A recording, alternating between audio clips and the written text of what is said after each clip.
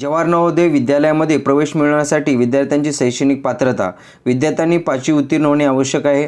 5वी शिक्षणाने विद्यार्थी देखील अर्ज करू शकतात. या परीक्षेत विद्यार्थ्यांना 2 तास दिलेले असतात. ही परीक्षा सकाळी 11:30 ते 1:30 या वेळेस सुरू होते. परीक्षा ह्या पार्ट्समध्ये घेण्यात येतात. यानंतर या परीक्षेतील सर्व प्रश्न ऑब्जेक्टिव्ह टाईप असतात, म्हणजे 4 पर्याय दिलेले असतात आणि 4 पर्यायापैकी एका प्रश्नाला टिक करायचा असतो. या प्रवेश परीक्षेत एकूण 80 प्रश्न विचारलेले असतात. म्हणजेच मित्रांनो 80 प्रश्न आणि 100 गुण अशा प्रकारची विभागणी असते. म्हणजे आपल्याला एका प्रश्नासाठी 1 मिनिट 25 सेकंद एवढा कालावधी मिळतो. त्यानंतर या प्रवेश चाचणीमध्ये बौद्धिक क्षमता, अंकगणित आणि भाषा यांचे प्रश्न विचारतात.